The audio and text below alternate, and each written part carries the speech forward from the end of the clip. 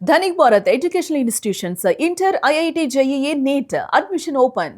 కేంద్ర మంత్రి కిషన్ రెడ్డికి కేటీఆర్ లేఖ రాశారు. సింగరేణిలో భారీ కుంభకోణంపై విచారణ జరపాలని డిమాండ్ చేశారు.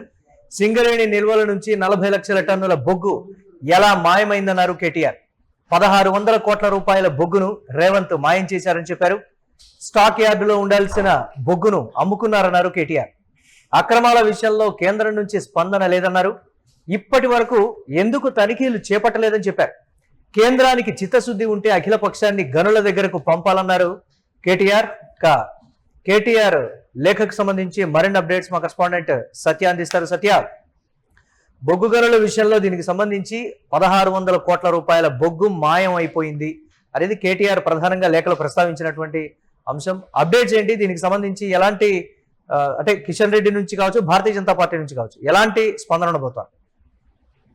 ప్రధానంగా మురళి, ఏదైతే బాల్క సుమన్ అరెస్ట్ అయిన తర్వాత ఈ బొగ్గు కుంభకోణం అనేది ఇంకా తీవ్రతమైన పరిస్థితి కనబడుతుంది. అయితే సింగరేణిలో జరిగినటువంటి దాదాపు బల్క సుమన్ ఆరోపణ చేశారు. అయితే ఇటీవల కేటీఆర్ బల్క సుమన్ తో ములాఖాత్ అయినారు. ఆ ములాఖాత్ అయిన రోజు మొత్తం కూడా బల్క సుమన్ దాదాపు 15,000 కోట్ల భారీ కుంభకోణాన్ని బయట పెట్టేందుకు మొత్తం కూడా ఇది ఖచ్చితంగా ఇది జరిగింది కాబట్టి నన్ను అంటే జైల్లో వేశారని బల్క సుమన్ కేటీఆర్ చెప్పినట్లు సమాచారం అయితే వస్తుంది. ఖచ్చితంగా దీని గురించి లోతుగా మరి కేటీఆర్ కూడా కొంత దాన్ని మరి డీటెయిల్స్ తీసుకునే ప్రయత్నం చేశారు. అయితే ఈ రోజు ఆయన మరి ఏదైతే ఈ కుంభకోణానికి సంబంధించి దాదాపు 16,000 కోట్ల భారీ కుంభకోణంపై ఫిక్సింగ్ జడ్జితో వెంటనే విచారణ జరిపించాలని ఆయన డిమాండ్ చేశారు. ఈ మేరకు గాను మరి కేంద్ర బొగ్గు గనుల శాఖ మంత్రి కిషన్ రెడ్డికి బహిరంగ లేఖ రాశారు. తెలంగాణ ప్రజలు అయినటువంటి ఈ ఆస్తి అంటే సింగరేణి అనేది తెలంగాణ ప్రజలకి ఆస్తి కాబట్టి ఖచ్చితంగా దాన్ని కాపాడుకోవాల్సిన బాధ్యత తెలంగాణ ప్రజలపైన మనపైన ఉంటుంది అంటూ కూడా మరి కేటీఆర్ పేర్కొన్నారు. ఖచ్చితంగా ఈ బొగ్గు మాయానికి సంబంధించి సింగరేణి సంస్థ ప్రకటించినటువంటి నిల్వల నుంచి దాదాపు 40 లక్షల టన్నులు బొగ్గు ఎలా మాయమైంది అంటూ కూడా ఆయన ప్రశ్నించారు.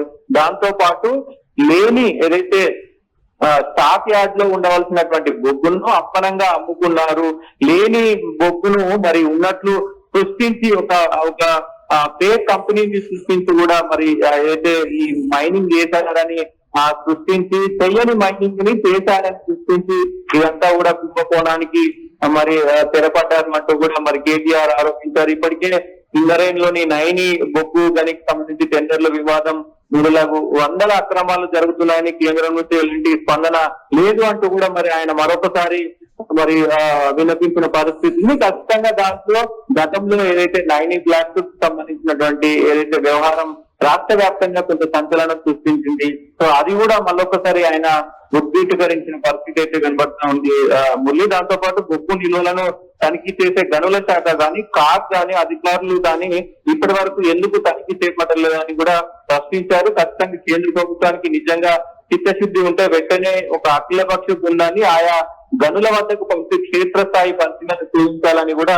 మరి ఆయన వేడుకోవడం జరుగుతుంది. కేంద్రం రాష్ట్ర ప్రభుత్వాలు కలిసి సింగరేణి మనుగడనే దెబ్బతీస్తున్నాయంటూ కూడా మరి కిషన్ రెడ్డి అలాగే రేవంత్ రెడ్డితో లోపాయకారి ఒప్పందం కూడా చేసుకున్నారంటూ ఆయన మరి విమర్శ చేసిన పరిస్థితి కనిపిస్తోంది. ఖచ్చితంగా ఈ ఏదైతే ఈ మొత్తం లేఖకు సంబంధించినటువంటి అంశాలపై అన్నింటినీ కూడా మా దగ్గర ఖచ్చితమైనటువంటి సమాచారం ఉంది. కిషన్ రెడ్డి దీనిపైన ఎంక్వైరీ ఈ మొత్తం కూడా అధికారులతో ఎంక్వైరీ చేయించకపోతే ఖచ్చితంగా రేవంత్ రెడ్డి ఇటు ప్రభుత్వం అటు ఏదైతే బీజేపీ ప్రభుత్వం వీళ్ళిద్దరు కూడా కావాలనే మరి లోపాయకర ఒప్పందం చేసుకున్నట్లు అంటూ కూడా ఆయన మరి వాపున్న పరిస్థితి కనిపిస్తా ఉంది. ఖచ్చితంగా మేము ఈ కుంభకోణానికి సంబంధించి ఇటు కేంద్ర ప్రభుత్వం చర్య తీసుకోకపోతే కనుక న్యాయపరంగా మేము వెళ్తామంటూ కూడా కేటీఆర్ విమర్శించిన పరిస్థితి కనబడుతుంది. అంటే సింగరేణి కేంద్రంగా రాజకీయాలు చేయడం సరికాదు అనేటువంటి కొన్ని విమర్శలు కూడా వ్యక్తమవుతున్నాయి కదా, దీన్ని ఎలా చూడాలంటారు? కాంగ్రెస్ పార్టీ ప్రధానంగా చేస్తున్నటువంటి కామెంట్స్ దానికి సంబంధించి అంటే ప్రధానంగా మురళి, మనం గతంలో దాదాపు ఒక 3-4 నెలల క్రితం ఈ నైని బొగ్గు బ్లాక్ సంబంధించి తీవ్ర దుమారం రేపిన విషయం అందరికీ తెలిసిందే. ఆ టెండర్లను అన్నింటినీ కూడా క్యాన్సిల్ చేశారు. ఇప్పుడు ప్రస్తుతం ఆ టెండర్లు అయిపోయిన తర్వాత వేరే కంపెనీకి ఇచ్చిన తర్వాత ఖచ్చితంగా ఇప్పుడు లేని అంటే మైనింగ్ చేయకుండానే మేము ఇన్ని టన్నుల బొగ్గును మరి మైనింగ్ చేశాము అంటూ కూడా ఒక ఫేక్ కంపెనీ సృష్టించి దాని ద్వారా మొత్తం కూడా ఈ ఏదైతే 1600 కోట్ల భారీ కుంభకోణానికి తెరపడ్డారంటూ కూడా మరి ఆయన ఆరోపిస్తున్నారు. ఖచ్చితంగా దాన్ని రుజువు చేసుకోవాల్సిన బాధ్యత, ఎందుకంటే బొగ్గు గనుల శాఖ మంత్రిగా కిషన్ రెడ్డి ఉన్నాడు కాబట్టి ఖచ్చితంగా ఆయన పైన కూడా బాధ్యత ఉంటది.